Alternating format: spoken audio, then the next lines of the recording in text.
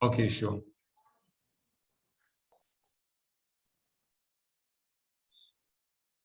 Um, I think I should ask if everyone is okay with us recording the session. Please put a 111 in the chat so that I know that we're all on board because I know people protect their privacy. So we don't want anyone to feel uncomfortable. So if you are, just put 111 in the chat to show that you are okay with us recording the session.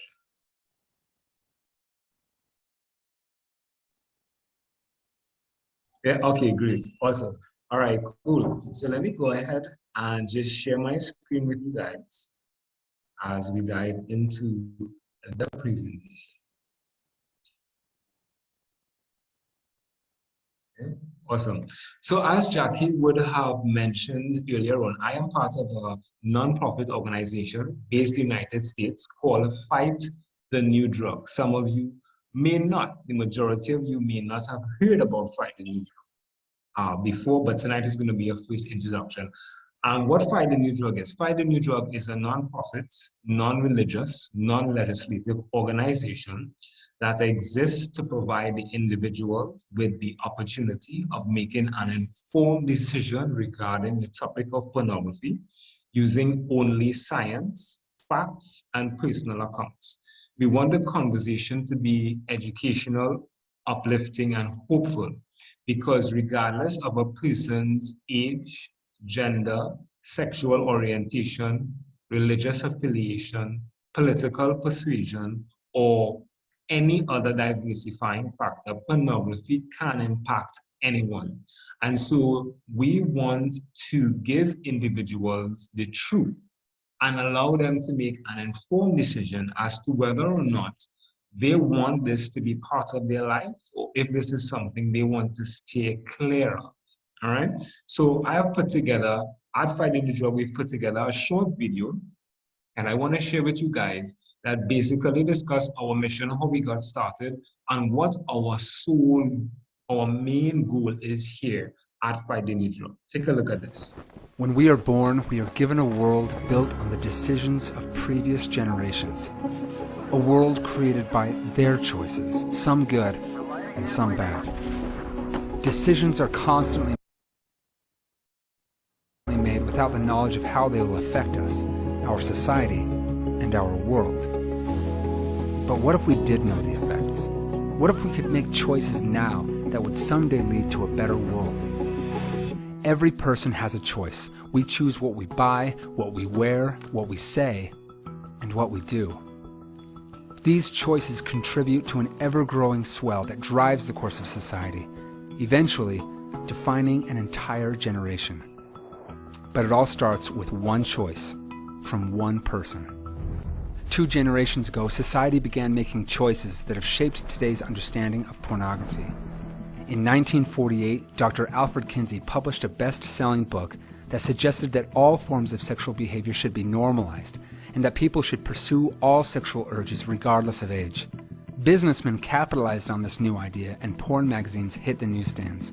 Many became convinced that it was cool, harmless, and a gentleman's pursuit.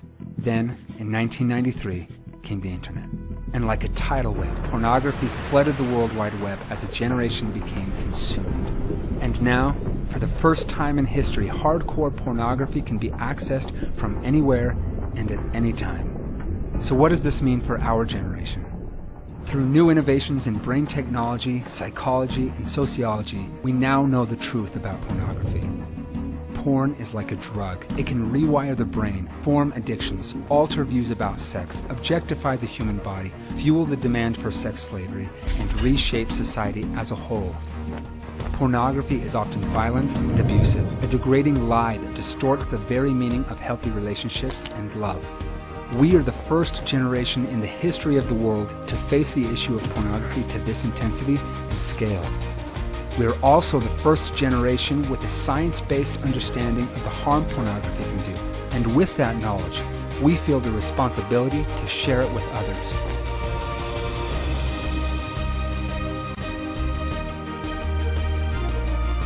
We are determined to be the generation who pursues real love and rejects its hollow counterfeit.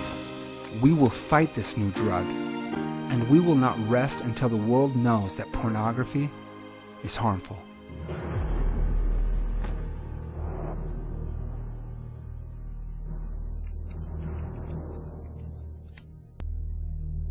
So that, in a nutshell, pretty much is, who we are and what we are about, the mission that we are on, really to spread the awareness of the harmful effects of pornography. We are not here to lobby the banning of pornography simply because we want individuals to make the decisions for themselves. So you won't see us lobbying in front of the Red House or picketing placards asking for the banning of pornography. We believe that individuals are wise enough, if given the truth, to make that decision for themselves. So as we go into the presentation, I want to share with you guys the facts. I have been given the opportunity for the last 5 years to share on this topic. And every time I share, there are a few individuals who unequivocally say that pornography is not an issue and that it's not a big deal. So I did some research specifically here for Trinidad, as finding new drug is pretty much in the US. I wanted to look at what is happening here specifically that we can relate to. And there was an article that was written in the Guardian newspaper back in 2016. And the journalist, his name Joel Julian, and he reports that when you look at the statistics on Google Trends for the highest number of internet searches for pornography per capita in the world, Trinidad and Tobago comes in first. Nepal comes in second. Further analysis of the data according to Google Trends shows that the most searches for pornography in this country comes from Siparia. Sandy Grande comes in second. Trinidad and Tobago has been ranked number 1 since 2014. Now, some of you may already have known that fact, that we have a high consumption of pornography in Trinidad. So it's like, okay, Jerome, what else is new? Well, this was written back in 2016, and we were already number 1 in 2014. Let's fast forward to today to see if there has been any change. Here is another article that came out. It was done by Loop TT, which is one of the apps now that most people get the news before the news itself. And it says here, Trinidad and Tobago has stopped the search for free porn over the past 12 months. This was an article that was published on the 31st of May, 2021, as you guys can see on the top of my screen here. According to Google Trends, the article continues to report, Trinidad and Tobago placed first in the search for the phrase free porn, above the United Kingdom, India, and the US.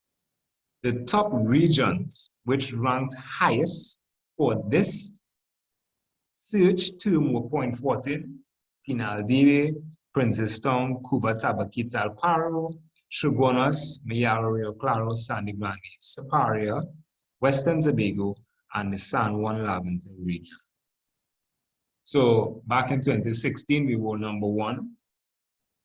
2021, we have still been in the top 5.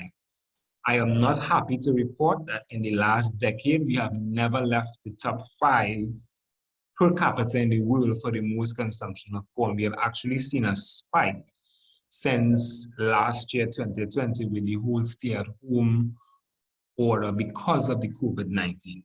Needless to say, the consumption of pornography has skyrocketed. Some of you might say, well, maybe that's just a one-off thing, right? So let's give us the benefits of the doubt. Maybe it's COVID, people are stressed, let's see what's happening. So here we have a recent update. This was back in 2000, this was last year, 2020, and we were ranked 3rd in the world per capita. Again, remember I said we never left the top 5 in the last decade, right? Ranked currently 1, as we recently read, for the most searches for free porn.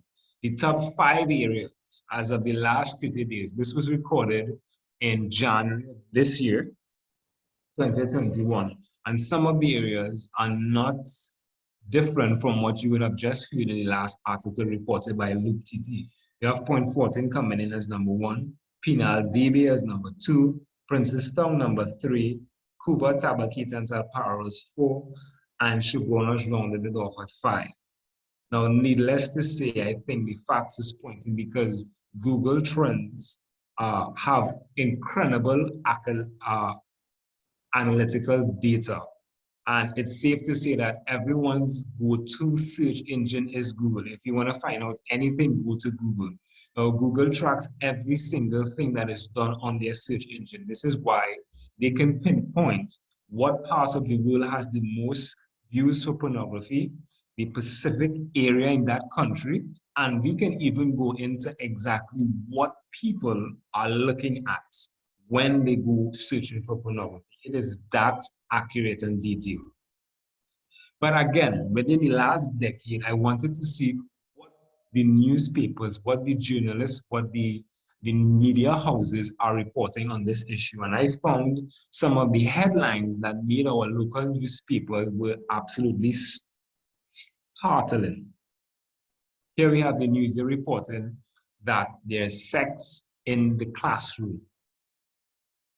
Sex, drugs, violence in class, students gone wild.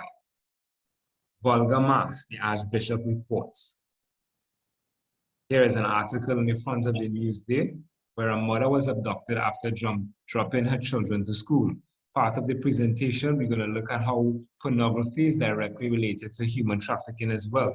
To this very day, this young lady that you guys are seeing on your screen have not been found. The Express newspaper reported that more Trini women watch porn compared to other societies. School porn for sale. So this is not just adult entertainment. The children in schools are also not only looking at it, but they themselves are making and uploading to porn sites for the entire world to see. Now, I want to be very clear and state that we are not here to shame anybody who may be looking at pornography or have no issues about it. We just want to present the facts, and I have presented the facts to you. That here specifically in Trinidad, we have seen for the last 10 years that there is a clear indication of consumption of pornography. So I think we can all agree tonight that there is a strong presence of pornography.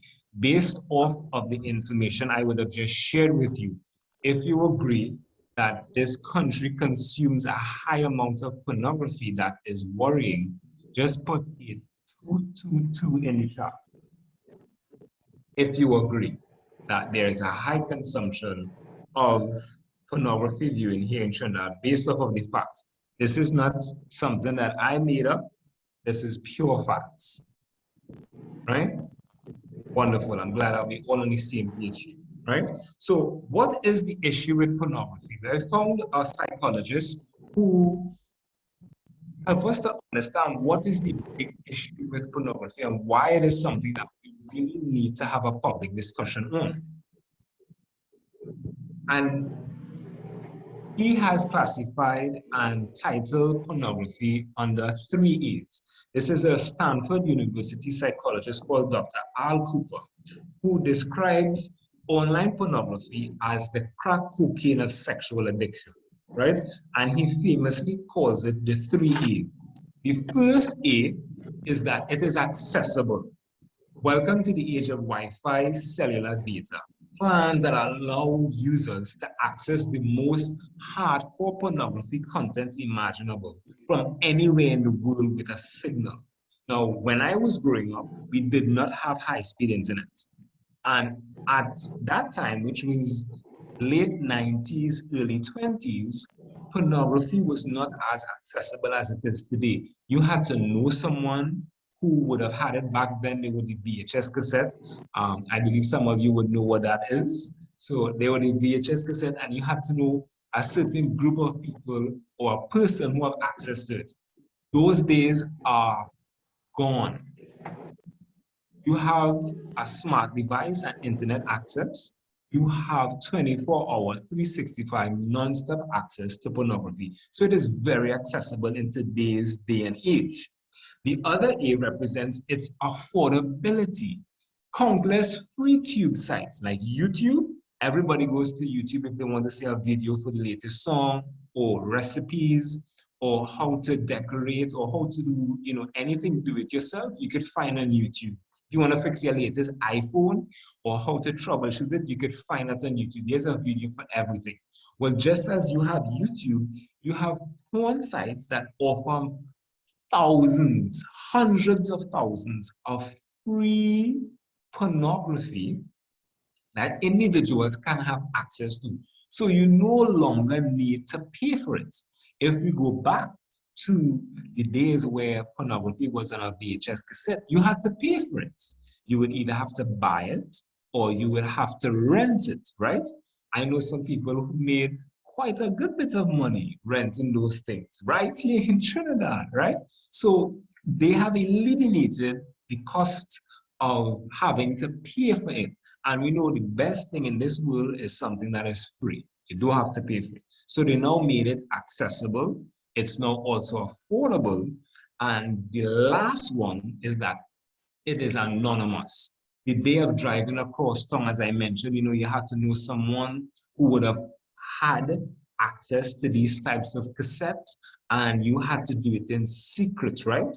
Pornography now, because of the internet, you can clear your browser. You can erase your history from anyone physically going into your computer and seeing what it is you have seen. You can look at pornography on Google Incognito, and no one will know using your laptop or your computer that you have access to this type of material.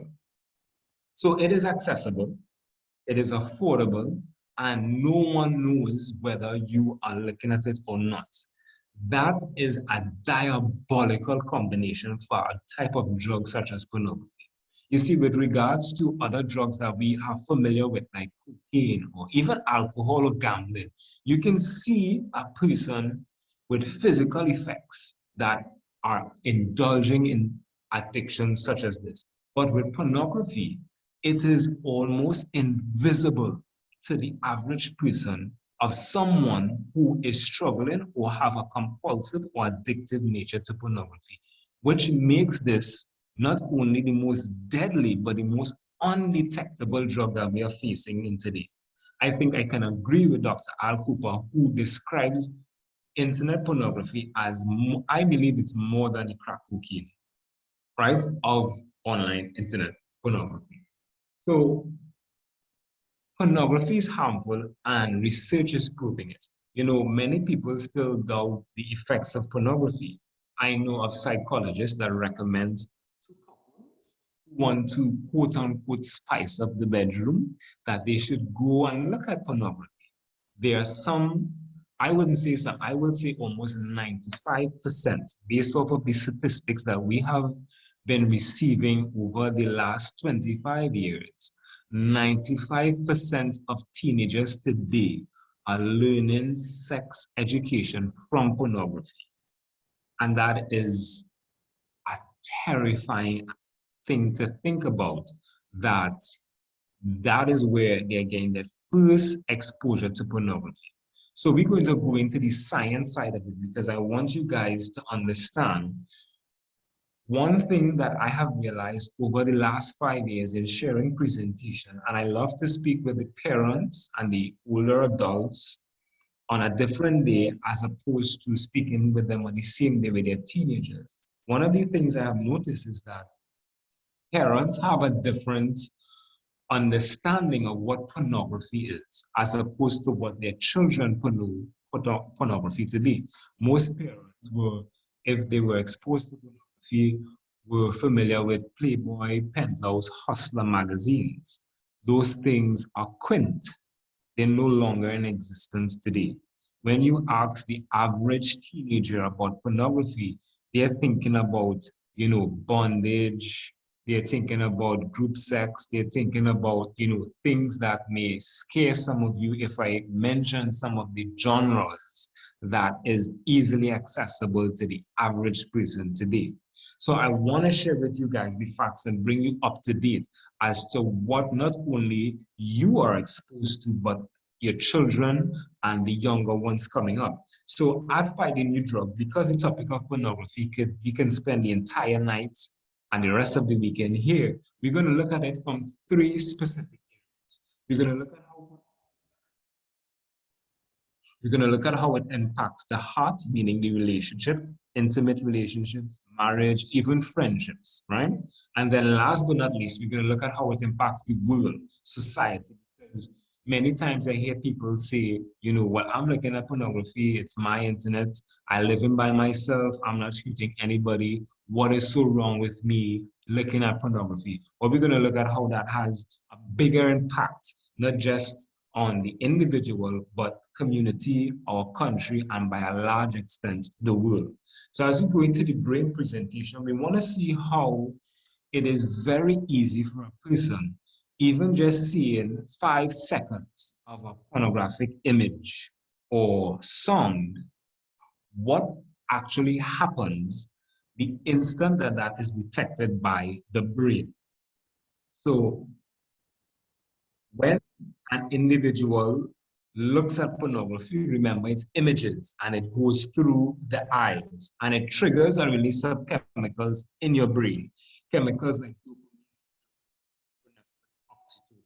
Now, these chemicals are naturally produced by our body anytime we do anything that's life-giving. So eating, bonding with friends, achieving a goal, our body naturally produces these chemicals. When you look at pornography, these chemicals are released in a high amount, making the individual feel putting them in a euphoric state where everything is just, it feels so good in that moment. What happens is that after a while of looking at that image, the brain gets accustomed to that amount of chemical release. Pretty soon, what a person would have seen 3 weeks ago no longer gives them the same rush that they had the first time. So in order to get that same rush, they now need to look at pornography more often for a longer period of time, which leads to a different version of what they first saw just to get the same high. Pretty soon, before you know it, they're spending hours, days, weeks, and they can't live without looking at pornography. And that's the start of addiction to something like pornography. This happens in a fraction of a second, but it's an accumulated effect. Over a period of time, you start to build a dependence on it. The part of the brain that is most impacted by pornography over a period of time, and all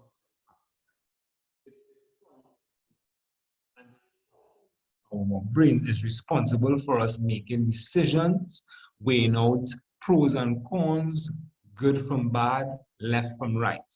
And this area of the brain is overloaded with the release of those chemicals that I just mentioned. Because of this, an individual is unable to make a decision to stop looking at pornography.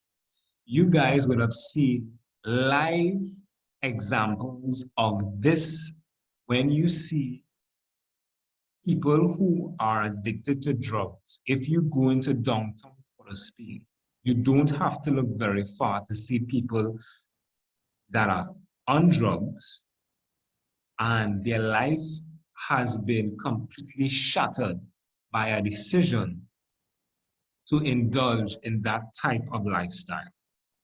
The same impact that cocaine has on the brain is what neuroscientists are saying is the same impact that on an individual over that period of time. I want to share with you guys exactly what the scientists are finding in their discovery about the impacts of pornography on the human brain. Brain is a fascinating machine, really. In terms of brain plasticity, everything that we do each and every day shapes our brain. We call it neuroplastic, just as plastic is changeable and malleable. We can change the shape of the brain. And I actually did a study recently on this. So we put people in the scanner and we looked at their brain structure and associated this brain structure with the amount of pornography they consume. So basically we found in our study that the gray matter in the reward center is generally smaller in those people who watch more porn. We've seen that with multiple addictions, from methamphetamine to cocaine, others, and now with pornography addiction. It's almost as if the brain is saying, I like pleasure, but you're killing me. This is too much. My hypothesis was that the ventral striatum and the reward regions should be bigger in those people watching pornography. And it's exactly the other way around. So, Were you shocked? yes. There is solid research to show that brain functioning changes. The more you watch pornography, that you can get a blip up when the pornography is totally new. But totally new soon becomes old as you watch that. People need to watch more or get more interesting and novel stuff to get the same level of activity in the reward system. You know, so it's a paradox. When it starts out, the porn is turning you on, and the more porn you watch, the less likely you are to get aroused. Which seems to indicate that the normal, regular thing you were used to isn't sufficient anymore. The wonderful thing about the human mind is the power of curiosity to invent, to create. But what pornography does is it puts a straitjacket on our mind to say, no, this is the only thing I'm interested in, and then ultimately that any kind of compulsion is destructive. So this is what the scientists are pretty much discovering. You know, when you're exposed to pornography, it feels good at the initial state, but over a while, that same video that you look at no longer gives you that excitement. So you continue searching out more and more, which is why we are seeing more and more pornography becoming violent. It is we're seeing types of pornography that is just heartbreaking and we don't even talk about in public. One of the genres of pornography that has exponentially increased over the last, I would say, 20 years is child pornography. And violent pornography is on the rise as well, because the same stuff that individuals would have looked at no longer gives them that exciting feeling. So they now have to push the envelope to discover more new, exciting things, right? So this is the part where I want to, share live testimonies with you guys. So at Fight the New Drug, we receive hundreds of emails weekly of men, women, teenagers writing to us, sharing about the impact that pornography has on their life and on how it impacted those around them. And I want to share with you guys one from Caleb. He's 18, and part of his email said, "It's convenient nowadays. I wish I could stop. I really do. But porn is the worst drug. I quit smoking, drinking, taking pills, smoking weed, but I can't stop watching porn. I wish I could quit." This is the cry of an 18-year-old boy who feels lost, being exposed to something very innocently. And many, many, many youths today are being innocently exposed to pornography. They are not going to look for it. As a matter of fact, scientists, sociologists, and psychologists are saying today it is not a matter of if you or your children will be exposed to pornography, but when. Because it is so ubiquitous, it is so easy, it is accessible, remember, it's affordable, and it is anonymous. I want to take this opportunity to invite onto the call a friend of mine, Miss Williams, who I will ask if she can unmute and just share with us, Miss Williams, if you can, your experience as a mother, having to deal with this unforeseen incident that would have happened. We would love to hear your testimony. If you can share with us, you can unmute. Let me know if you're hearing me clearly. Hi, good evening, everyone. Are you all hearing me? I can hear loud and clear. Go ahead, take it away. Okay, so thanks a lot, Jerome, for inviting me to share. This is not an easy task for me because it's not as if we're sharing something light. This is going deep in about 10 to 15 minutes. So I am a mom of 5, and most of my kids are in secondary school. And I wanted to share what has been going on at my house. It really, the testimony is really about, mostly about one of my sons who so he's just started when he started Form 1. I just want to say that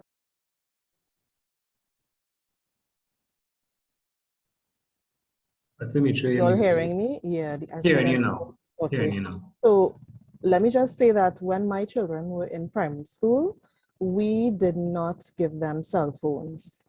We chose not to have a television in our house. This is our choice. In terms of the cell phones, our thought was, we're dropping you to school, we're picking you up. You do not need a phone. If there's a challenge, a teacher will call us, principal will contact us. And the main reason for not allowing them to have phones is because to me it was an expensive toy that could lead to the loss of innocence with just one click. So that was our choice. So my children did not get cell phones until they entered secondary school. And not all of them had, just by the way. It was only a matter of need, not because everybody else had. And so my son, when he started, one of my sons, when he started Form 1, he got his phone in the week just before school started in September. And by the end of September, he was receiving YouTube videos of pornography from his friends in his Form 1 class. So how did we find out? Well, we had already told him that his phone was our phone. We bought it, well, the godparent bought it, but it was our phone. And so my husband and I used to check it, monitor his activities, because this is a new device, it's a new toy. You and I could pretend that it's for schoolwork, but we know it's a toy for them. And so by the end of September, I started seeing videos coming in. And I'm telling you honestly, I think I dropped the phone on the ground because I'm thinking, not in my house. After all that we have done, not in my house. And I remember, I think I started to cry because I kept thinking, I went to that very same conference that Jerome gave his testimony at in 2017. This is this conference that the Archdiocese on Family Life Commission hosted. I heard about all of the brain activities and I heard about the social effects, and I heard about the challenges that young people face and older people. And here it has come to my home in one device. Well, I wanted to fling that phone. So I showed it to my husband, and there's another part of me that felt, I think I was looking at the spiritual aspect of it. And I thought, you know what? You have just opened the door for the devil to step further in. You have opened up a realm that you meaning my son, you've opened up this realm that you don't know about. What have you brought into the house? So we did have a conversation with him.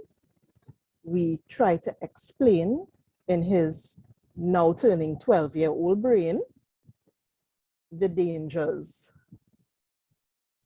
We tried to explain to him what an addiction is, because they would have heard about drugs, but this is something totally different, because as far as most people are concerned, I'm not consuming anything. I'm not putting anything into my body. But I vividly recall just before we found it on his phone, he said, he came to me one afternoon after school and he said, "Mommy, how do you unsee what you have seen?" And I saw that as I reflected on it afterwards as a cry for help. But of course, I didn't know what he was talking about. But I started to pray, but it really was devastating. And we decided that we were going to take a multi-pronged approach. One, precisely because, as I said, I had gone to the conference. So I had already heard that, this is a new drug. I had already heard of the visual aspect of it and how challenging it's going to be to get over. I didn't know at that point if he was addicted or not. I couldn't see. But what I did know was it really was an uphill battle afterwards. So we prayed with him. I need to let you know, this is a Catholic home. Why it was painful for me is because I prayed for this child all his life. We are Eucharistic ministers in church. How could this happen? It was hard for me, I have to say. And so, I carried him to God. And I remember the Holy Spirit reminding me of all the little sins and the big ones that, I got into as a teenager, right? He wasn't even a teenager yet, but I'm thinking, Lord, but this is his innocence gone in one click. What do we do? Please help us. And the Lord just reminded me, he took care of me. He's going to take care of this child. This is his child. Before it's my child, it's his child. So that gave me some reassurance. So that's the spiritual side of it. We've been offering up masses, because it is a journey. I just need you to know it's a journey. Another thing that we did is in talking to him, we did expose him because he was exposed. So we did talk to him about the social aspect of it. And Jerome mentioned just now about women being used as sex slaves. And I remember at the conference, they spoke about how many young girls are drugged before having to perform the act, whether it's with hardcore porn, which is what he was exposed to, this little not 12 yet child. And so it wasn't even soft porn. And that was what was so painful for me, because exactly what Jerome was talking about came to mind. What if he sees that this is how it should be, And I spoke to him, and this is an ongoing conversation. So I spoke to him, my husband and I, spoke to him about some women doing it because, they don't have any other means of employment and, objectifying women. So we broke down the word objectifying. But that was just, all that conversation was cerebral. We had to get something else. As I said, it was a multi-pronged approach. In my mind, I understood the concept of the dopamine and the serotonin and the oxytocin, and I understood that something was happening in his body physiologically. I understood that psychologically something was happening. I remember talking to Jerome as well, who I discovered was in our parish. I didn't even realize. And thank God, God put him in our path, because here was this young man who is, brave enough to come and talk about his own journey, and brave enough to share his learning and his experience with others, parents and children. And so I did ask him to have a chat with my son, because I didn't want my son to think, we alienating you, we are ostracizing you, you're a scourge in this house. No, I really wanted him to know this is a battle that we prepare to fight with you. Another thing that we did, I wrote it down because I have my list. Another thing that we did is we put some blocks in place. So Jerome spoke about Fight the New Drug, which is the organization he belongs to. So I went up, this is before speaking to Jerome, because I had heard about it at the conference. I went online and I started to read up on them. I checked out their site, and they had a few testimonies there and tips and strategies. And one of the things that resonated with me was building relationship with this person rather than punishment and hard discipline. And the purpose of relationship is, okay, so I want this child to know that we still love him. And interestingly, I just want to add, my daughter, when she was in primary school, in standard 4, the girls in her class were telling her, about lesbian sex. And I'm whispering it just in case, because I didn't tell them I'm doing this talk, and they're right outside the bedroom door. And I kept thinking, okay, well, I sending you all to these schools. School is supposed to be a sanctuary, okay? So it's nothing sacred anymore, is what I was feeling. But I'm telling you because Jerome put up, one of the things he put up was this newspaper article about women looking at porn. And my daughter stored it in her brain. And when she got her phone, that was one of the things that came to her. Okay? So it's not just boys. But one of the things that we did, and we probably, because we are disciplinarians, so we took the phones, my son's phone, my daughter's phone. Now you may say to yourself, well, I don't have time for that drama. But I am looking at, this is my child's childhood, okay? That I want to keep as innocent as possible and not shelter, because I can't shelter you anyway. The wolves are out there and coming to you. What we did was we put blocks in place. So finding new drug was one of the tools that were accessible to us. Another was Covenant Eyes. And in Covenant Eyes, similar to finding new drug, they speak about accountability, where you journey with the person and you have them, and you get access to the history. Jerome was talking about anonymity. Well, with these support systems, you get to monitor. I know with Covenant Eyes, you get to monitor their viewing online or on their phones. And yes, it could be seen as a lot of work, but as a parent, I don't want to lose you. And the battle is real. And so I want to help you. And if accountability, because the brain of a teenager, of a preteen, is not fully developed. What level of self-control will they have over something that is so enticing? That is like leaving them in a candy store and say, run with it. I trust you. I have faith in you. You can do this. We have problems, not me personally, but people have problems not driving down the shoulder when they're in traffic, and these are adults. So what you're leaving for children, And so we decided, okay, with my son anyway, he needed the phone. Teachers are sending work on these phones. I have a friend, she decided, okay, if they're going to have to use WhatsApp, I'll send my phone. I'll send my number.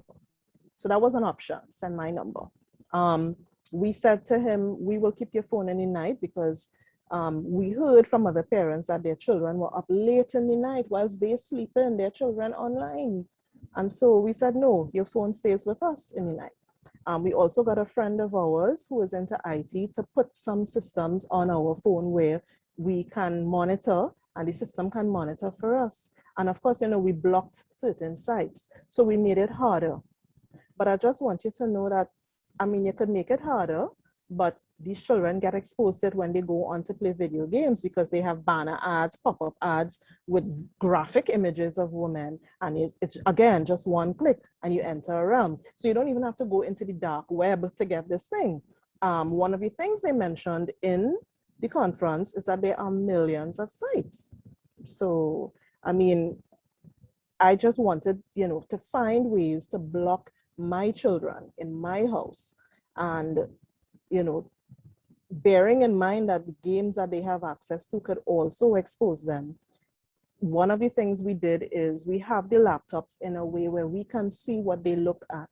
It's centered where anybody passing can view the screen. So there's a level of accountability in the house. I know that, it may sound as if we are helicopter parents, but I look at it as, I don't think my child can have full reign over something that he has very little control over. And I want to journey with him, with all of them, as they get through. This is rough for them because, as Jerome said, we didn't have the challenges that they are exposed to. All right. And so I just felt, okay, let's see what we can do as parents to assist them. And I try not to judge, because it could be a roller coaster ride sometimes, but I know that it is by the grace of God that they have been overcoming, and they have long periods of not looking at how do we know. Well, again, we monitor, we do monitor, and exposing them to persons like Jerome, few and far between, but to adults who will give them good counsel, male to speak to male and female to speak to female, also helped. helps, I should say, because hearing it from the parents is one thing, but speaking to a young adult or an older teen who is managing, that also helps. So, I mean, that is just in a nutshell what we have been doing. It is scary, but it is manageable because we know that God is right in the midst of it, journeying with us. So I want to thank you for listening to my sharing. And, if anybody has any questions, well, there's a Q&A period, but thanks a lot for listening. Thank you so much, Ms. Williams. You really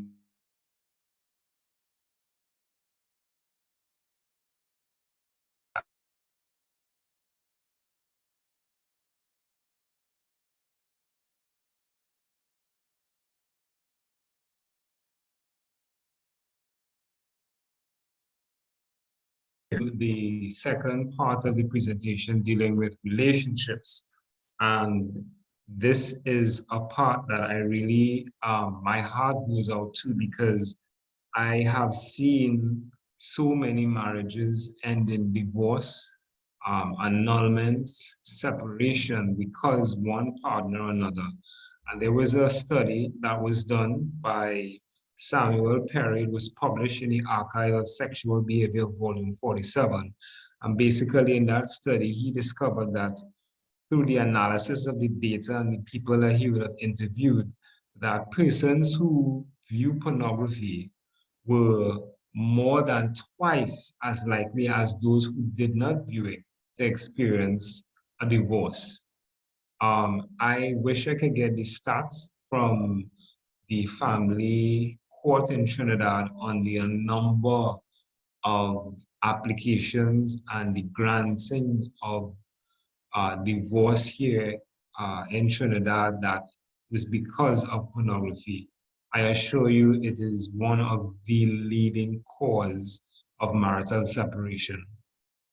There was another study that was also conducted, different authors, and basically this findings found that patterns where one romantic partner was using pornography and the other one was not, results in less relationship satisfaction.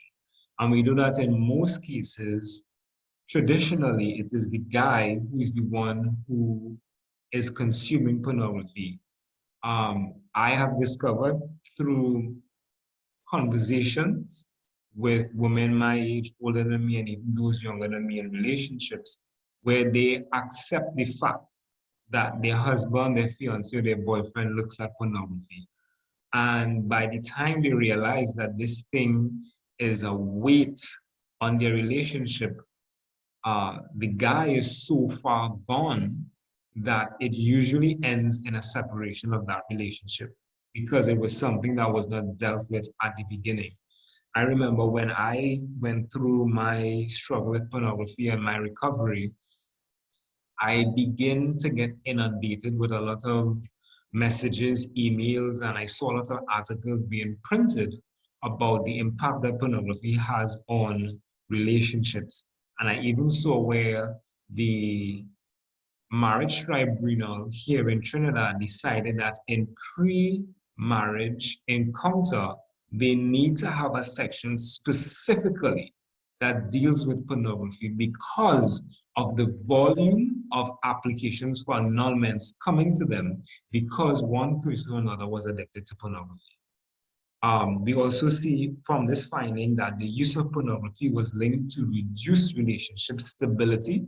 So relationships are not starting or even lasting as long as they used to before. Pornography was found to be associated with lower sexual desire in couple relationships. So the woman now begins to feel neglected because her husband, her boyfriend, or fiance has now been so fixated on the screen as opposed to her emotional need. Men become completely anesthetized because pornography objectifies women. So the affection and the emotional needs of a woman is no longer satisfied in a relationship. Because men can get their arousal, they can get their satisfaction without having to go to their partners. And this brings instability in a relationship, less satisfaction, and sexual desires completely out the window. You also have part of this presentation here I wanted to share with you guys was the Gottman Institute. I'm not sure if many of you know John and Julie Gottman. They are the lead psychologists when it comes to marriage, couple counseling in the United States, and they founded the Gottman Institute. And for years, they had nothing to say. They were very quiet on the impact that pornography is having on relationships until back in 2019, they broke that silence in an open article to the public. And basically, this is what they said. In summary, we are led to unconditionally conclude that for many reasons, pornography poses a serious threat to couple intimacy and relationship harmony. This moment calls for public discussion, and we want our readers around the world to understand what's at stake. So if the experts are pointing to the impact that pornography is having, I think it is clear that for ourselves and for our children, for the relationship that they would eventually be in and pursue, we need to have this discussion about the impact that it's having on intimacy, mental health, and even physicality on the individuals that is consuming pornography as well. In a nutshell, these are some of the findings that pornography has on relationships over the years. The studies that was done, it showed that porn users express less love for their partners. They're more critical of their partner's appearance. It's more aggressive and disrespectful. As I mentioned, pornography is now becoming more violent. They're less willing to stay in relationships, so no relationship stability. Pornography also negatively impacts men and women's ability to get aroused, so much so that science have now discovered porn-induced erectile dysfunction, where is a situation where a man cannot get aroused or maintain an erection unless and until he sees pornography. And it also creates a false expectation in relationship. So all of these facts are introduced into your relationship with the introduction of pornography. And this is the truth that we want to share with people, because Hollywood, society, and culture glamorize pornography, glamorize seduction, and the selling and buying of sex as though it is just window shopping. You get to choose what you want. But you do not hear about these impacts, because these impacts are the ones that are being sought out and discussed in mental health offices, in the divorce courts, in psychological rooms, because of the impact it is having. You don't hear about these things.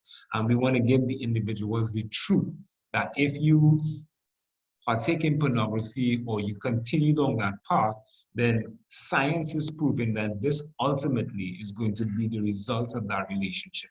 So most of you might know of Jada Pinkett Smith. She has a reality show called The Round Table, and in it she actually shared, the impact that pornography would have had on her growing up. Take a listen to what she has to say. The effects of pornography on relationships. On relationships. Yeah. Yeah. This is an interesting one. And I actually feel like I was using maybe addiction a little lightly. And maybe I will say now that I had an unhealthy relationship to porn at one point in my life where I was trying to practice abstinence. Do you think that fixation on porn came from an emotional? It did. It was actually like feeling like an emptiness. Yeah. At least you think it is. Exactly.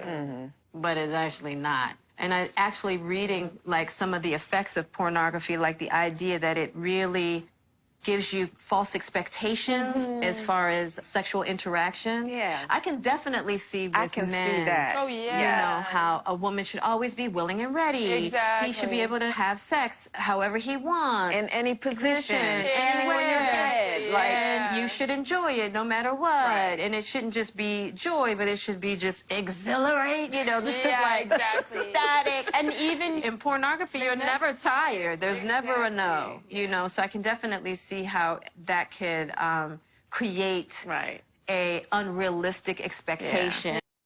So guys, you guys can see exactly what she is saying there is what science is proving. Individuals have been experiencing this for years. It is just science is now catching up with the truth. And exactly what Jada is sharing here, I'm sure millions of women around the world can share the exact same sentiment that she is sharing. Pornography objectifies the woman's body. I am sure tonight, if I ask you guys to share with me how many of you women on this call, some point in your life, there was some guy who made a sexual comment towards you based on some body part of yours. Every single person will comment yes, because pornography objectifies the human body, both male and female. So you no longer see a human person. You see an object to be owned, an object to be taken advantage of. And this is what pornography is doing to individuals that are consuming it.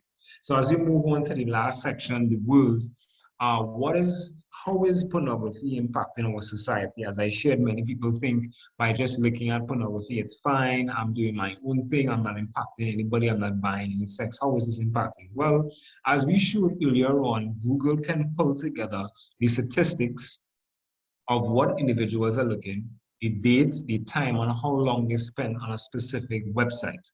And these porn companies, they gather that data for one reason, to find out what it is people want more of. Because at the end of the day, pornography is a $97 billion industry. And you don't get to $97 billion a year, which is more than Google, Apple, NBA, the Major League Baseball, and the NFL combined. You don't get to $97 billion without having some customers. So they gather this data to find out what people are clicking on paid sites and on the free sites. And what they do, they provide more of that content, both free and both for the paid, because eventually you will move from the free stuff to the paid stuff where it's quality premium stuff that you want. Because the desire for porn grows, you no longer are satisfied with what they're offering free. You're now willing to pay.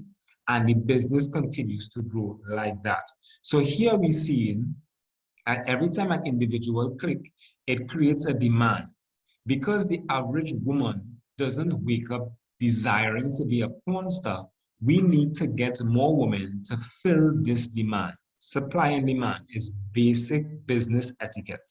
So human trafficking plays a huge role in providing this type of demands that is happening across the world.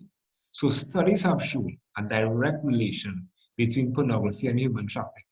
As a matter of fact, women and children rescued from human trafficking rings said that pornography was shown to them what to do with their clients. And we don't even have to go to the US or India or the UK to find human trafficking rings. It is right here in Trinidad and Tobago. When our former, I should say, Police Commissioner Gary Griffiths took up office, there was a report where he interrupted 3 human trafficking rings right here in Sweet TNT. One in Curragh, the other one in Woodbrook, and the other one in south part of Trinidad. Right in our midst, ladies and gentlemen, when we are walking to go to church, when we are going to the Emmanuel community, when we are going by our neighbors, we are passing women and children that are being trafficked right in front of our very eyes, right here. And we are unaware. I had the opportunity back in 2019 to travel up the islands. And in every single airport that I went to, there was notification on how to identify a person that may be human trafficked. And that speaks loud volumes, because Trinidad also is one of the hubs where most individuals are transported to different locations, South America and up to North America and to Europe as well, right? People who view pornography at a higher risk to having sex before marriage, and those in marriage at a higher risk to step over the border, the boundary into infidelity. And this is what is happening in society today.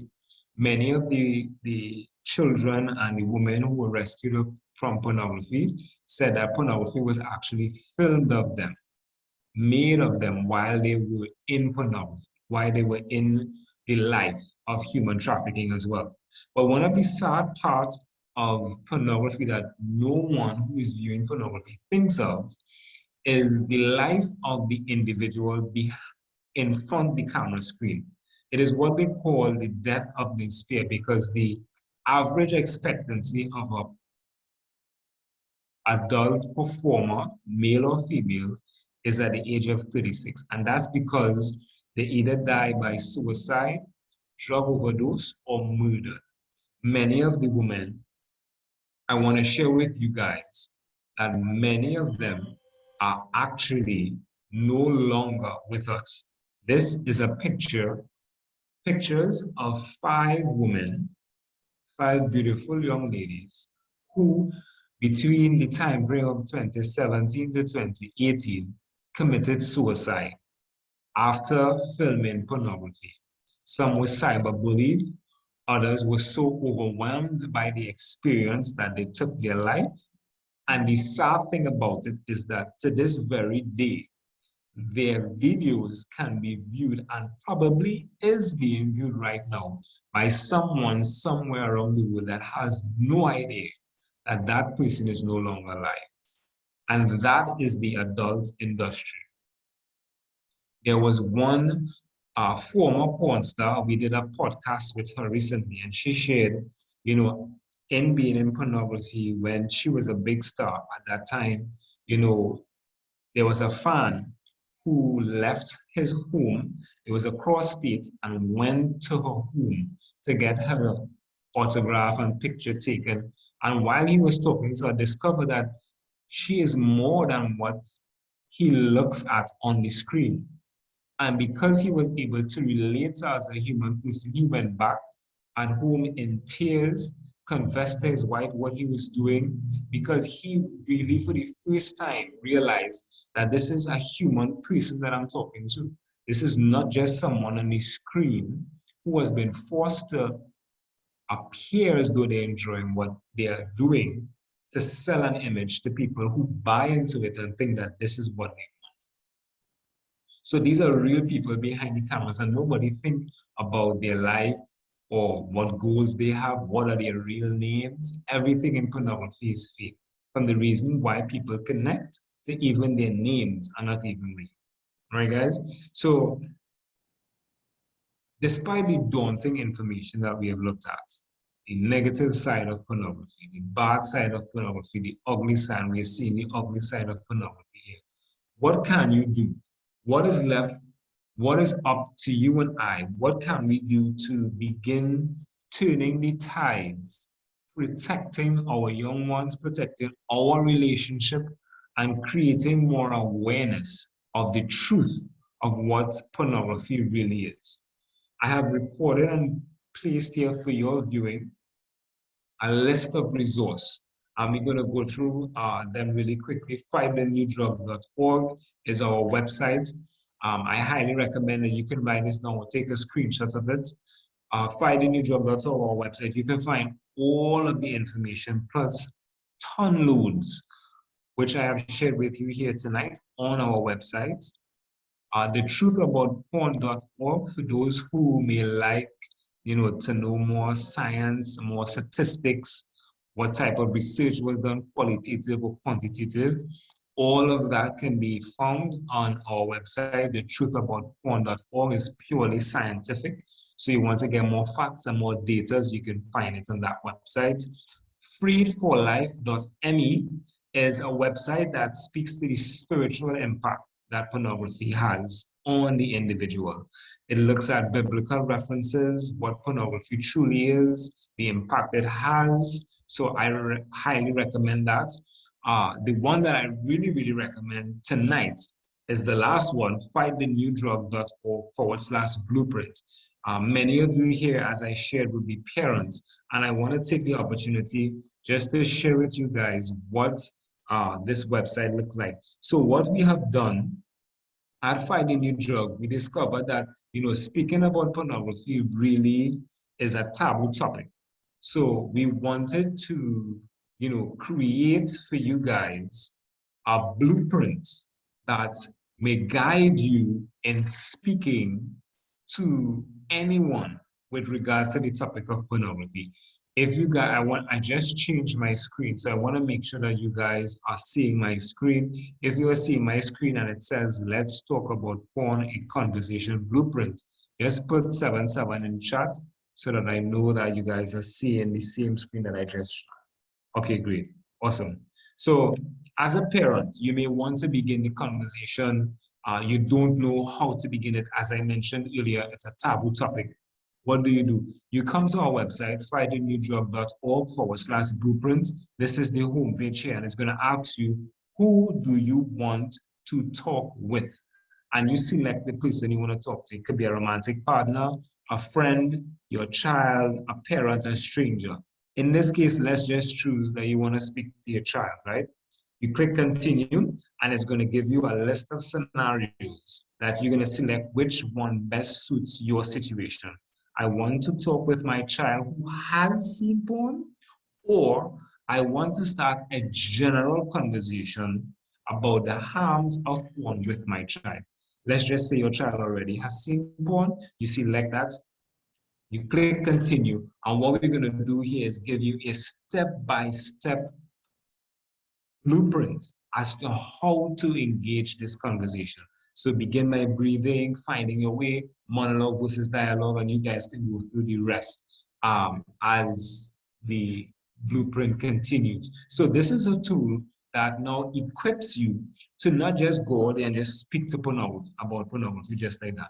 You want to become educated to know certain facts. And of course, every parent here, you have your own style of doing it. So you add your style to what the science has. And that's the best way that we can reach, our kids and the average person that we want to have this conversation with. I have discovered that most women in relationship or even in marriage are afraid to raise this topic because maybe perhaps it's been so many years and it's like this, or perhaps they are afraid of the response they're going to get. But the more that this remains buried, it is very rare that you could solve a problem by avoiding it.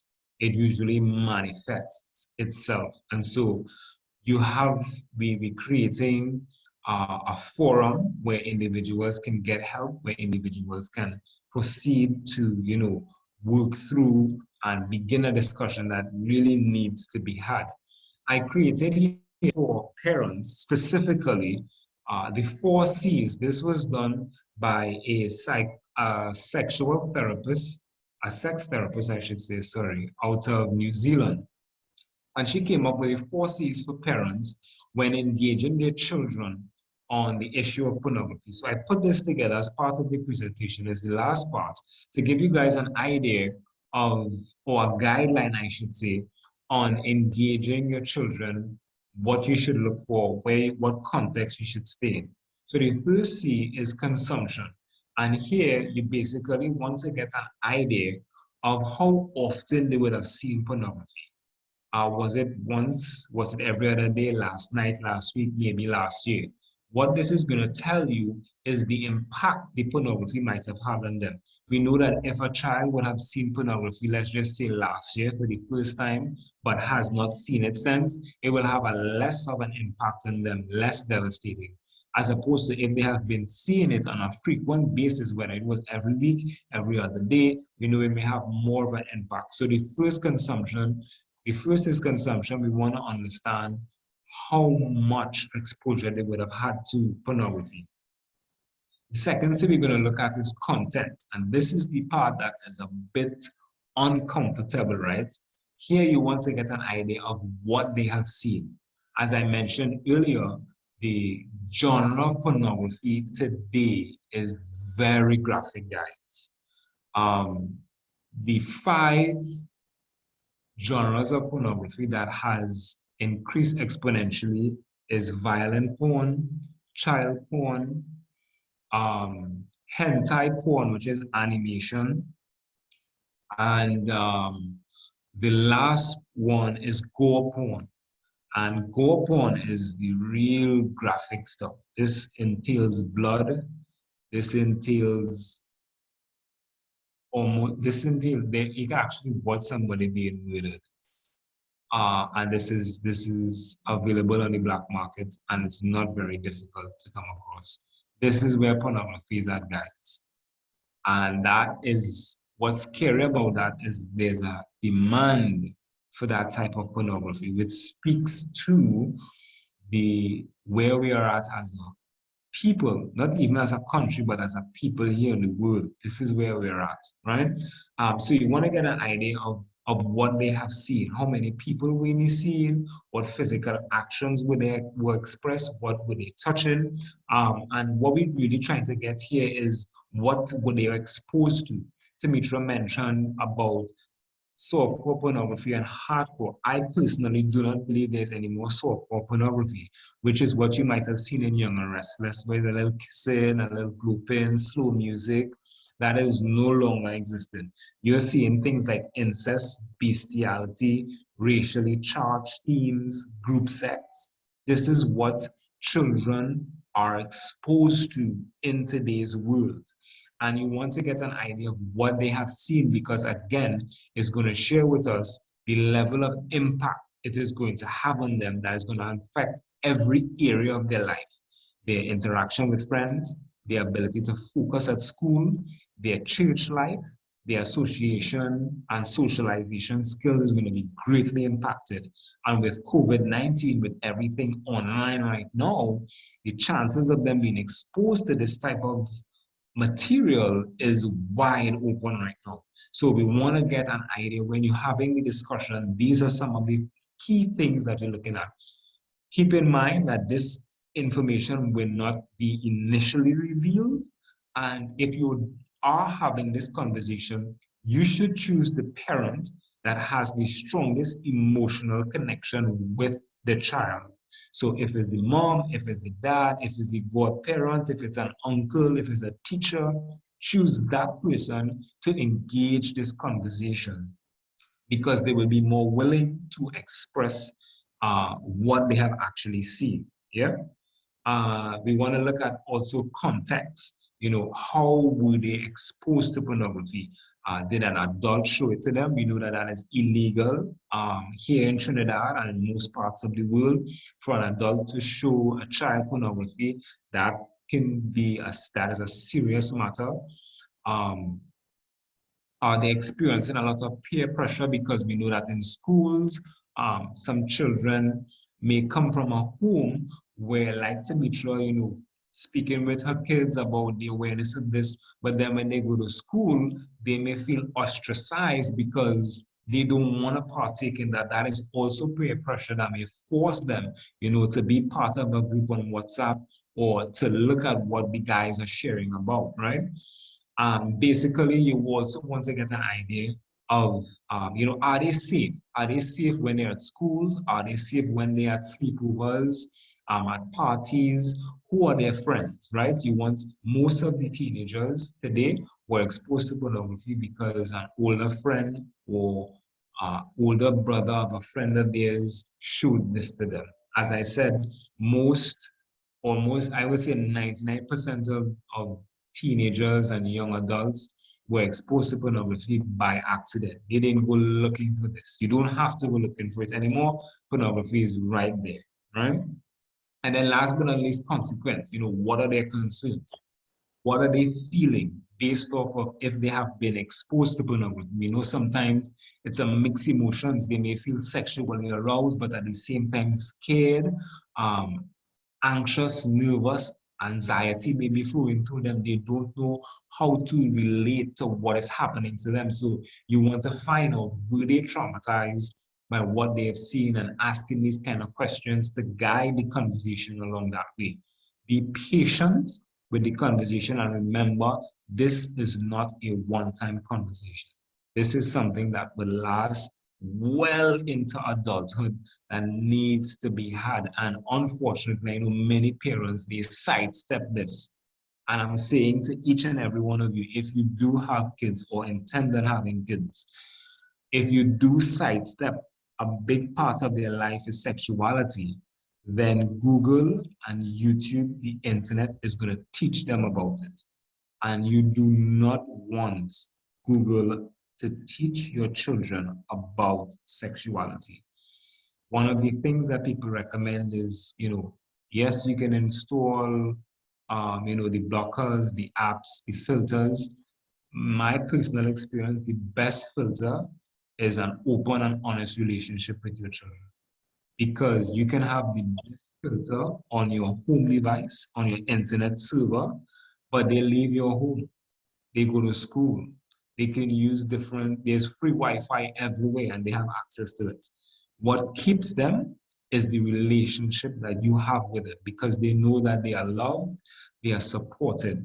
And from my experience, I'll just share with you quickly, the reason why people go to porn and stay in it is because there's a deep emotional need that has not been met. There's an emotional trauma that would have happened in childhood that causes the human brain to seek comfort. And the world of pornography being a fantasy world, it creates that comfort where whatever you want, whenever you want it, it's right at a touch of a button.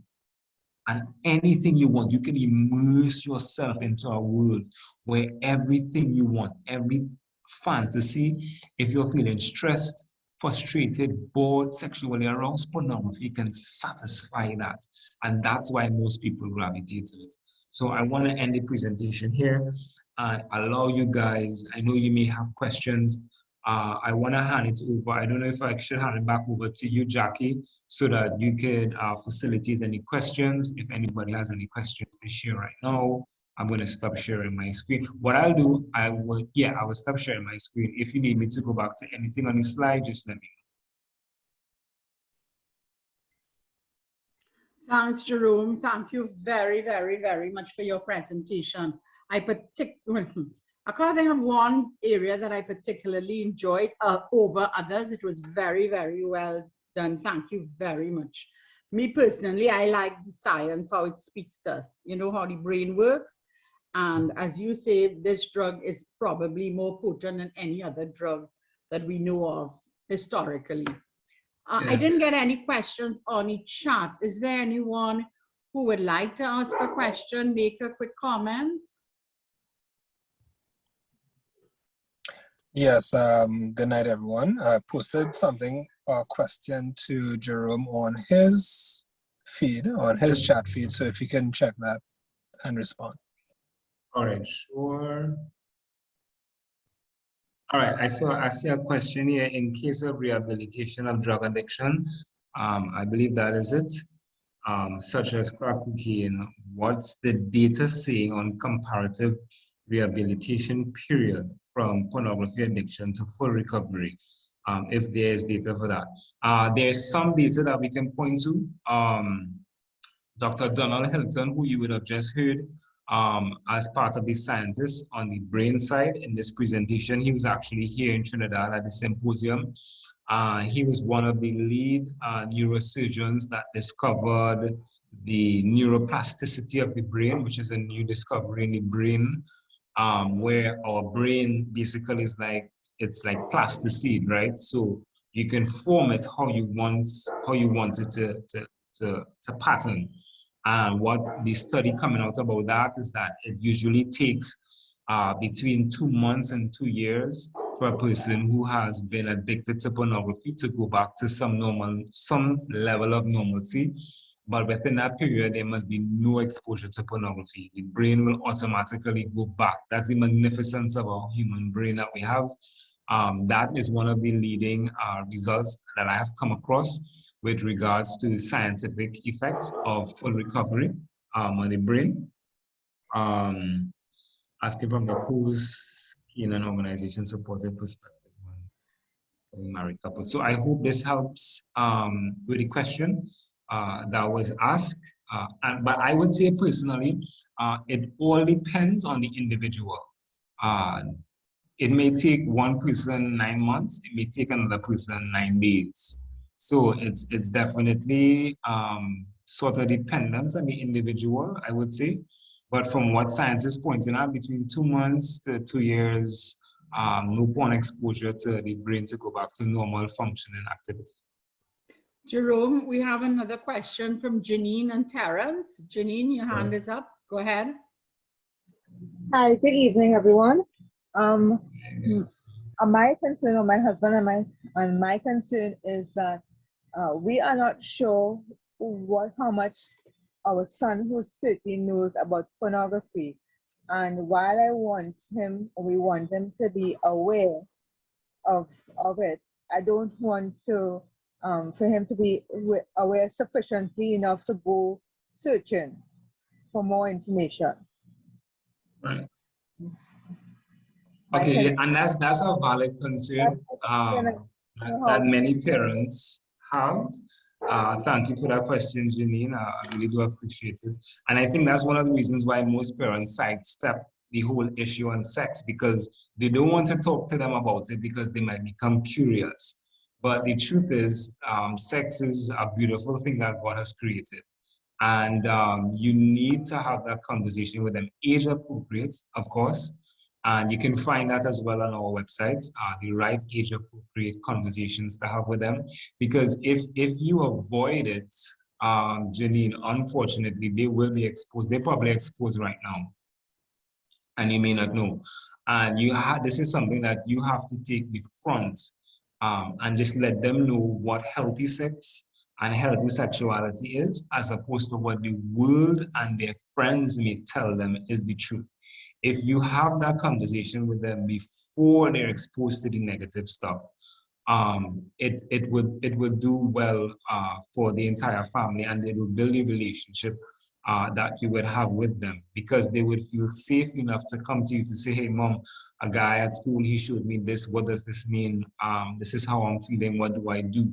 Unfortunately, we don't have many of that kind of conversation between parent and child. So that is something that you want to develop, but it is something that you cannot avoid. You have to speak to them, because I don't know why we feel so negative about sex and our bodies. God created it and he said it was good.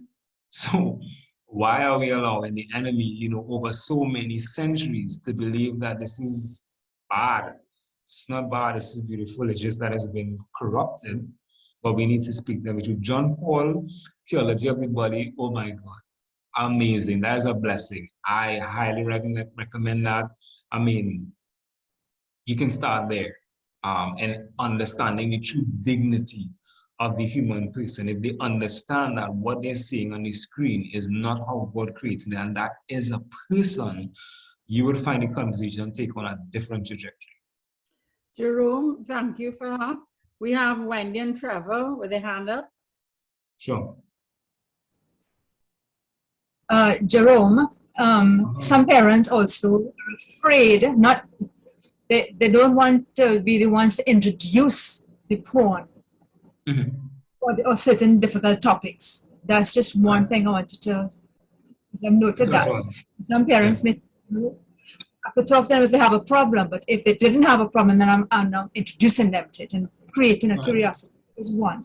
I want to also find out, you said earlier that the porn, exposure to porn, can change a person's sexuality or affect them, right?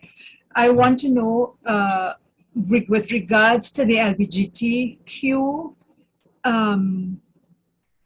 bombardment, is this the same thing that happened? That can it can happen to the average person, the normal person, heterosexual person. But I feel that somewhere it is it strongly influences or gives the open information that porn is so wide, to let them feed on a banquet of openness, perversions. I want you to talk to that if you can. Okay, sure.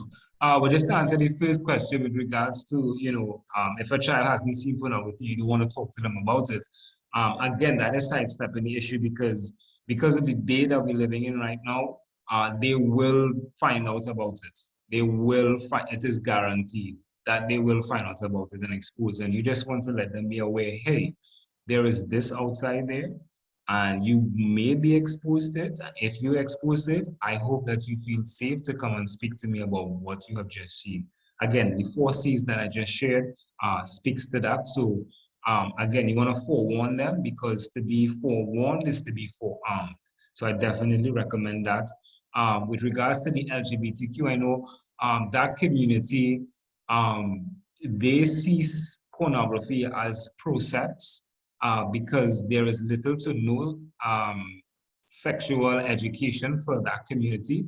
So pornography is one where they feel like, I'm seeing somebody like me, and this is how they're enjoying sex, so this is good. So you would find that they may feel that this is good, but the same impact it can have on a person who is heterosexual is the same impact it will have on a person in the LGBTQ community. As a matter of fact, we have seen hundreds of reports of violence amongst the LGBTQ community, amongst their own members, sexually, sexual abuse and stuff that's taking place. So, and all of that spirals and can be attributed to the type of pornography an individual is being exposed to. And my heart goes out to them, because if you have a transsexual person, and say it's a female, what educational system is there to speak to this person about, I look like a female, but I have a male body. What do I do? Where do I go? How do I express myself?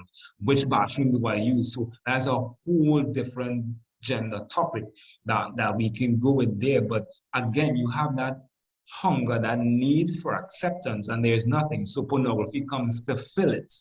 And that's why most of them end up in that industry, or they keep using it to sort of assuage and navigate their way through life when difficulties come. So again, it's the need for awareness as to the human body and how to really express themselves. The church is doing a great work in really, trying to educate that community about it.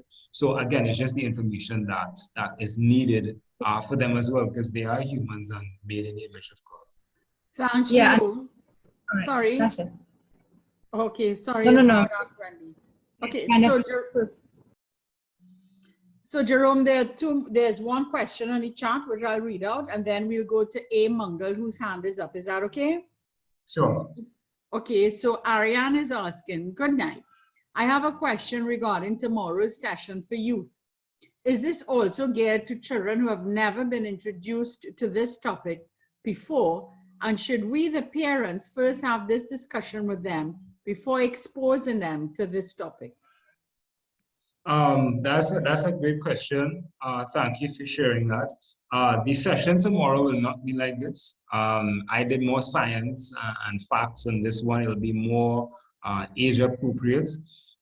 If there's someone who has not seen it, that has also been taken into consideration for the presentation tomorrow, to let them be aware of what is in the world today and what they more or less than likely would be experiencing. It is not an issue to be too concerned about, because I know the presentation that I do. However, I think it is a great idea if you speak to them about the presentation tomorrow. Just let them know this is a topic that I think you should be aware of. And at the end of it, please, let's have a discussion. That is your first opening there.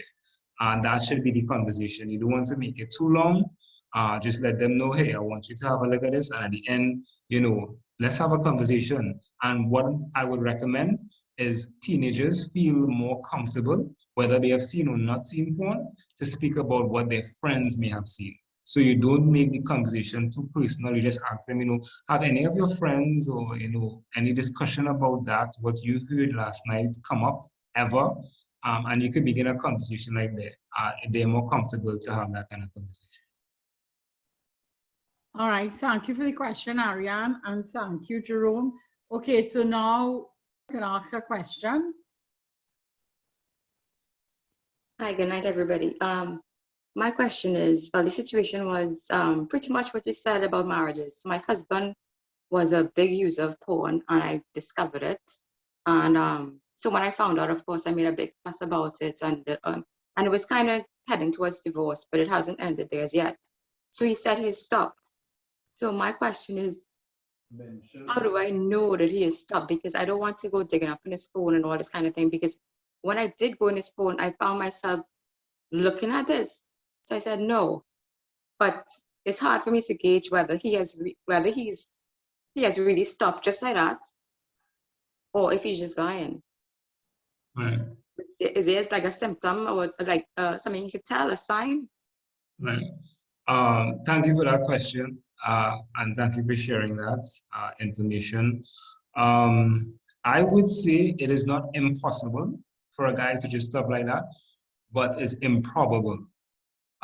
We don't know how long he's been exposed, and chances are if he said, okay, I'll just stop, I'm not making a judgment call, but that may be very difficult to believe, because as a guy, I know how men function, and pornography is not something you can just sidestep and say, I'll just stop.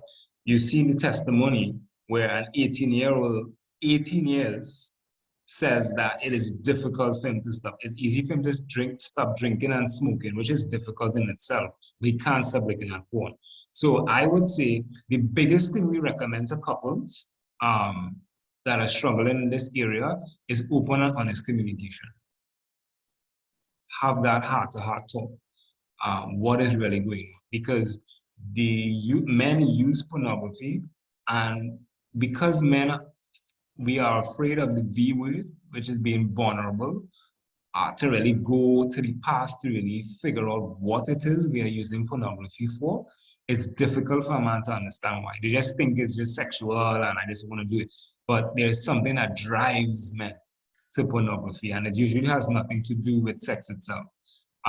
So that's why open and honest conversation, the only thing that can happen is he has to be willing to really go the full route. I would recommend for you as well to be cautious of going through some of his possessions, because betrayal trauma is a real thing, and many women, as are caught in situations similar like this, have to have psychological help. It crushes the life of the woman. I mean, they're asking like their self-image issues that happens, you know, why is this happening? You feel betrayed. So be cautious of that as well. But I will encourage open and honest communication and dialogue to actually understand where you guys are at and what is really driving this thing. Because the enemy is after marriages up. Don't just think he wants to do this. He may be ensnared for years and is just coming to service.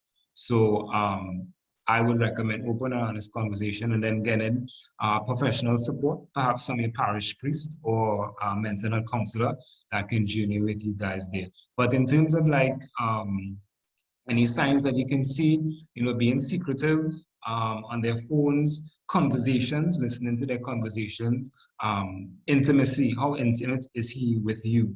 Are your needs being met in terms of affection, you know, quality conversations? Are those things still in existence? If those things are still in existence and you can rate it 10 out of 10, then you're probably good to go and you could believe them. But if those things are suffering, because you can't keep something like this and it not impact the other areas of your life. So those are things you can look at, the quality of your relationship and communication. Thank you very much, Jerome. Thank you, Emmanuel. We have a question, but on the chat, but I'm letting Sheldon T, who has his hand up, to ask first. Sheldon? No, sorry about that. My hand should be down now. Okay, I will read the No. question on the chat. No problem, Sheldon. So many so-called family shows on TV, in fact, include pornographic scenes. So the children are being exposed in any case. How can parents deal with this? I mean, answering this question as well, understanding that tomorrow your session is between 13 and 17-year-olds. So. Yeah, again, it's you having that conversation with them, because like we say, you cannot avoid it. Even in simple shows, even in advertisements, there is something sexual in it. So having a conversation with them, as a guy, I would say with my godson or my nieces and nephew, you know, there's a beer commercial that comes on, you know, Royal Oak. May have an ad with women in scantily clothes and stuff, and I'll ask them, you know, what do you think that they're really selling there? And we have a discussion about that, because it's basically the plain objectification of women. You don't need a woman to sell a bottle of rum or a brand new car, you know, and are you such, you know, barbaric to think that you can get me to buy something because a woman is selling it? You know, to show them values and stuff like that is what we need to have. But definitely have the conversation with them and let them know that this is the world we're living in. This is what they're trying to sell to you as entertainment to seduce you into buying their stuff. I know that there's a famous commercial that's selling lumber, and the tagline in it, the woman says at the end of the day, do we all want good wood? I mean, it's double meaning type things like that. If you look at the Suppligen ad, right? Most of the billboards of Suppligen is a Suppligen angle at a particular way, spruiting out Suppligen and slag. The slogan is boost you up, right? You know, kids pick up these things and they make sense of it. So all of these are little subtle signs you can have with them. And so that when they see an ad coming on a simple television program, they can say, oh, I know what that is. You're trying to sell me that, and I choose not to do that. I sidestep that and I go to something else. Thank you. Sorry. Did I cut you? Sorry. No, that's okay. I was just looking at any conversations in the chat. There was a question I saw. What do you say to the issue of couples, husband, wife, boyfriend, or girlfriend, using porn to develop their sexual encounter jointly? Again, I know couples have that question, and this is where they may go to a friend or a psychologist who say, yeah, look at pornography, the spice of the bedroom. One word I recommend in that situation: communication. Just communicate with your partner what you're feeling, what you want to try, what works, what does not work. You do not need to risk inviting pornography into the intimacy of the marriage bed, which is the altar that you consummate that marriage on, and allow something as filthy, I would say, as pornography to teach you. You don't need pornography. Animals don't look at pornography and they know what to do, right? So I think I am all for pleasure and sexual experiences, and it's fantastic, but you need to be very cautious as to what you allow into the bedroom, thinking that it's for education. You don't need that. Just having a conversation, heart to heart, like, honey, I want to try this, honey, this doesn't work, you know, I'm not ready, I'm not in the mood. You will find that you actually draw intimately closer to your partner by having a conversation like that. And then they begin to understand your needs, as opposed to going to pornography and you're learning something else, and your husband or your boyfriend is learning something else. And you both think you're on the same wavelength, watching the same thing, but you're both having different experiences at the same time. So I will not recommend pornography in that. There's no circumstances under which I can validate the use of pornography. So I hope that answers that question there. Communication is the key. Thank you, Jerome. I believe that went to you directly. Jerome, there are some people who are needing to leave, but I just wanted to mention how interesting it is that you brought up Dr. Kinsey, Alfred Kinsey. We've done a lot of work about him with Dr. Reisman. She did a lot of work on him. And we've linked him to, he's very pro homosexuality, pedophilia. It's the first time, though, that I've really linked him with pornography. I know a lot of educational institutions, even now with the comprehensive sex education, they are basing a lot of their program on Kinsey's content that children are sexualized from young. And a lot of his experiments were done on children. And his subject matters in his research were prisoners. And so a lot of people don't realize the harm or the extent of the harm that Dr. Kinsey did. And because he's a doctor in zoology. It is like craziness. And his research is really the foundation of all the penal, everything that the states have on sexology is from Kinsey's research. Amazing, huh? But anyway, oh yes, Sheldon T has his hand up again. I don't know if it's a mistake or this time he has. No, this time it's actual. So okay. Just a question for Jerome. Coming back to, I can't remember what year it is, but you alluded to the conversations that the Archdiocese hosted, and we had several panelists. Can't remember. You can reference what year. But since then, not saying that it's just an Archdiocese initiative, but in terms of the wider spectrum, more so, let's say from a ministry standpoint, again, I know Fight the Drug is not a lobbyist group, but just trying to understand in terms of having it as a national discussion, continuing off from those discussions that were held in the Archdiocese, through the Archdiocese, facilitated by, are there any further discussions or further areas for dialogue as a national stage level being progressed?